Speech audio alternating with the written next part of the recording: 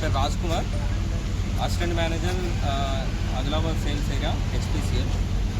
Recent ఒక 3-4 days back ఒక complaint వచ్చింది ఇక్కడ వాటర్ అబ్జర్వ్ అయిందని చెప్పేసి. బట్ ఈరోజు మన civil supply officer and legal metrology అంటే మై సెల్ఫ్ హెచ్పిసిఎల్ నుంచి మేము వచ్చి జాయింట్ విజిట్ చేసాము, జాయింట్ ఇన్స్పెక్షన్.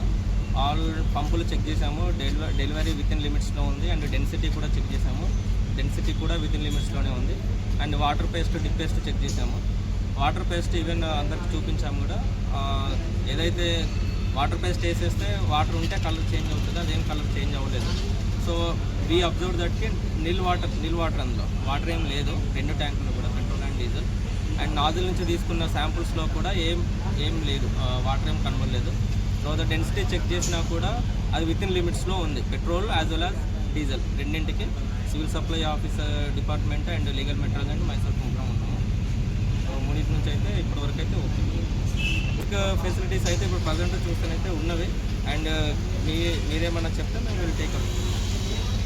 మేము కీప్ అండ్ ట్రాన్స్ఫర్ అవుతూ ఉంటాం, అది ఎప్పుడైందనేది నాకు తెలియదు. ఇప్పుడు చెప్పినప్పుడు అయితే 3 డేస్ ఏమైంది, వాళ్ళు మేము కలిసి వచ్చి చూసాము. ఎటువంటి ప్రాబ్లం లేదు సార్. మీరు జనరల్గా మాకు 3-4 మంత్స్కి ఒకసారి వచ్చి విజిట్ చేస్తూ ఉంటాం, అప్పుడు కూడా చూస్తాం.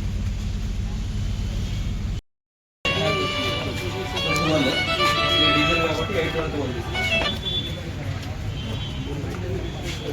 టెంపరేచర్ 28 కాకుండా